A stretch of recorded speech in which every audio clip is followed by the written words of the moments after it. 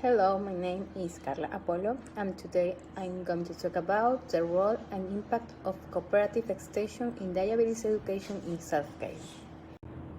Diabetes is a chronic condition for which self-management in terms of diet and exercise should complete medicine to prevent complications and to enhance favorable health outcomes. People with diabetes also have an increased risk of developing numerous coexisting conditions and complications. Diabetes is the seventh leading cause of death in the world. Constantly high blood glucose levels associated with diabetes lead to serious complications such as avascular disease, blindness and eyes problems, kidney disease, nerve damage, and amputations, and are a major cause of disability and reduced quality of life. In addition, recent evidence has shown that people with diabetes are twice as likely as the average person to have depression.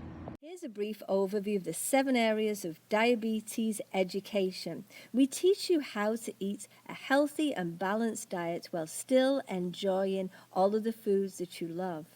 We can help you to come up with an exercise plan which is going to help you to reduce your risk of complications whilst managing your diabetes. Monitoring is also very important. We teach you how to check your blood sugars and also what to do when you're running high and also when you're running low. Medication is foundational, and you may be prescribed medication in a tablet form, or you may be also prescribed medication in the form of insulin. We can show you how to use a needle and syringe, a pen, or we can also show you how to use an insulin pump as well. Problem solving is very important. What do you do when you're on holiday, when you're at work? We want to teach you how to manage those difficult moments when it comes to management. So, I know that you want to reduce complications. So doing so, we can teach you how to take care of yourself, which might include stopping smoking. Being happy and healthy is very important, and we can teach you how to use very important healthy coping skills. Well, I hope you've enjoyed this super brief introduction to the 7 areas of diabetes self-management education. Take care. Bye-bye.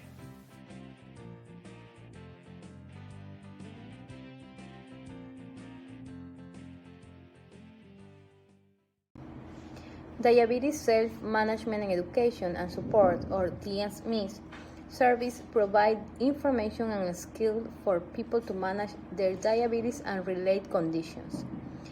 DSMIS is tailored to your individual's needs, goals, and life experiences, and is guided by evidence-based standards.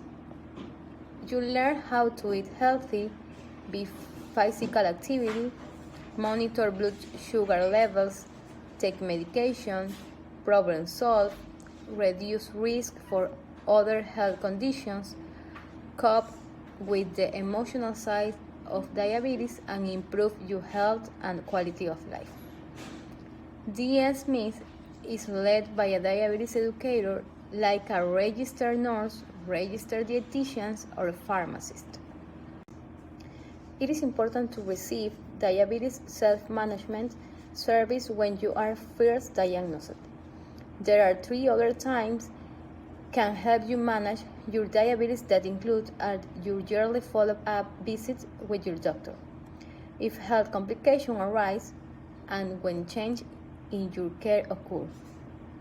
Topic includes understanding diabetes and diabetes treatment, healthy eating, being physically active, taking medicine, checking your blood sugar, reducing your risk for other health problems, learning to cope with stress, depression, and other concerns. Benefits of diabetes self-management. It has been shown that individuals with or at risk for developing diabetes can have an impact on the progression and development of their disease through intensive self-management activities. The importance of patients becoming active and knowledgeable in their own care has been expressed by both 8 national and global organizations. The International Diabetes Federation recognized DSM as a critically important, fundamental, and an integral component of diabetes prevention and care and should be able and accessible to everyone.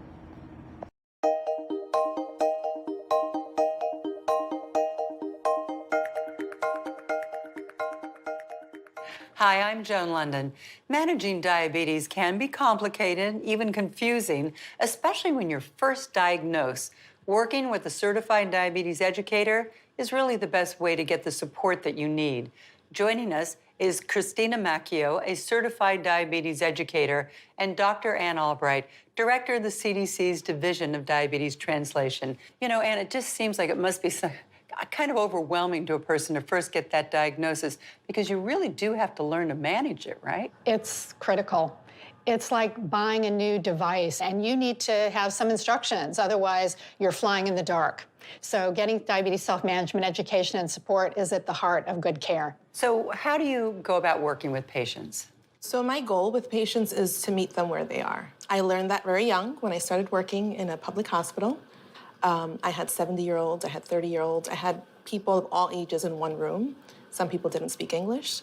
So I had to speak food because that was a common language that everyone could get, and I used a lot of visuals. And from there, I really developed an approach to make people start feeling comfortable with this thing that they didn't ask for, but that they felt in better control of after a certain number of classes and workshops with me.